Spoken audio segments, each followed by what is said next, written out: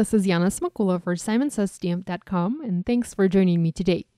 Welcome to another episode from my bi-monthly Yippee Yana video series.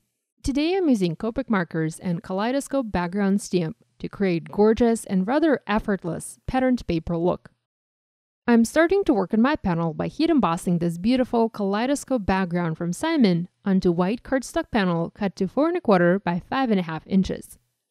I have my Misty stamp positioner. I've removed the black foam pad to be able to stamp with cling stamps, and I'm using little bits of washi tape to secure my panel in place. My panel is smaller than my stamp, so I cannot use magnets to hold it in place, and I also don't have any repositionable adhesive at the moment to tape it onto the grid pad, so I'm using little washi tape pieces and only taping it in the corners.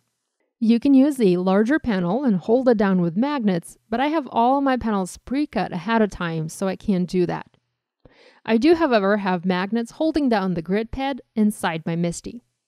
Next, I'm going to use my anti-static powder tool and will prep the surface of my paper. Usually, I like to use this powder tool for Mickey Success, but it has a very small surface that dispenses the powder. So for large areas like this background, I often go back to my embossing powder pouch, this pink tool. And with this tool, I can quickly cover a large area. So I'm going to prep my paper with this tool, and this should eliminate any static or grease or anything that might cause embossing powder particles to stick where they aren't supposed to. When I'm done, I'm going to put this pouch back into a clear plastic bag, and this is how I store it in my drawer so that I don't get this powder all over the place. Next, I'm going to place my Kaleidoscope background on top, close my Misty door, and will ink up this stamp using Simon's clear sticky embossing ink. I'm making sure to cover the entire surface of the stamp, and will go ahead and close the Misty door and stamp this onto my paper. I'm going to repeat this one more time to make sure I have a perfect impression, and now I can go ahead and carefully remove the paper from the Misty. I'm using Simon's Antique Gold embossing powder and going to cover the entire surface of my paper with this powder. You can see I managed to miss a spot there in the center. I didn't stamp my image well, and I thought about re-stamping this panel, but decided I'm going to keep it and cover the empty spot with a sentiment.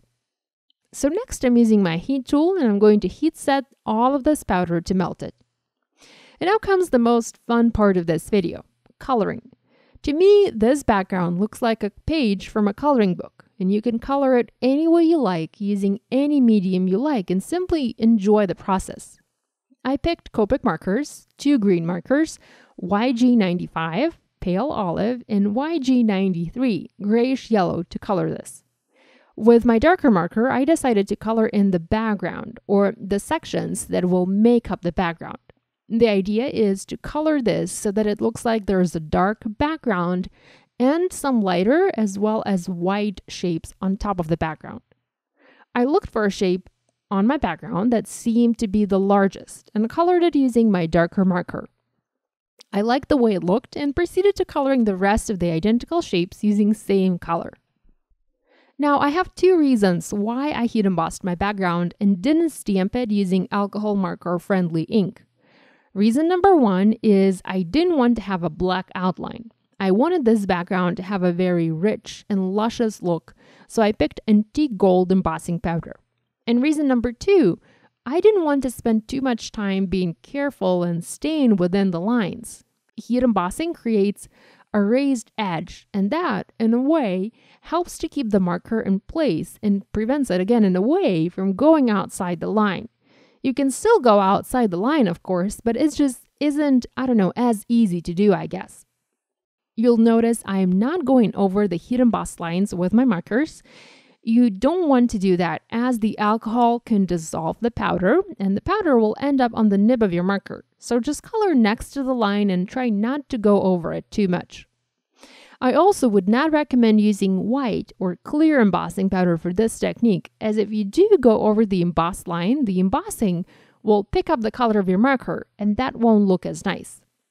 Here, this Antique Gold embossing powder is probably picking up the color from my green markers where I accidentally go over the line, but because it's a dark colored powder, you can't really see any marker smudges on it. So once I colored my background using my darker YG95 marker, I also used a lighter YG93 marker and colored in some additional shapes. You can go with just one color. I think that YG95 coloring looked very pretty as is, or you can add additional colors. And I'll actually have more examples of this technique over on my blog tomorrow, so keep an eye out for more inspiration.